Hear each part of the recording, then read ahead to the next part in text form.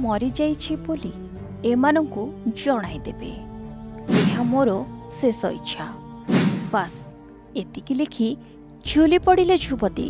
एबे प्रश्न, ईश्वरी मृत्यु पछरे एही नंबर रो संपर्क कौन? कारण खोजुछि एबे परिवार लोके। सेपटे पढ़िला झियो को हराई छाती बाड़ी कांदुछि माँ। ना कोह को संभाली पारुछि ना झियो को भूली पारुछि।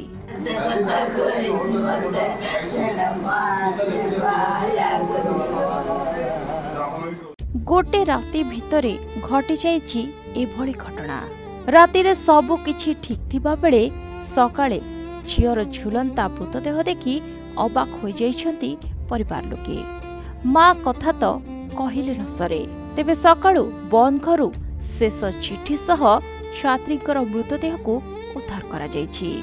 तेबे काहेकि ओ केउ कारणरू झुली पड़िले छात्री जनक ताहा एई जाय जणा पड़िनी।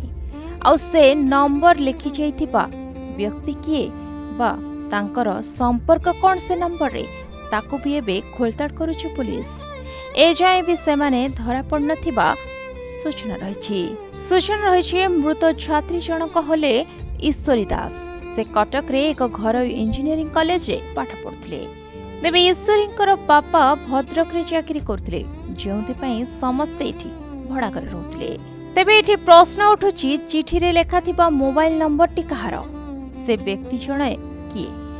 तांको सहित ईश्वरींकर संपर्क कोन रहिछि?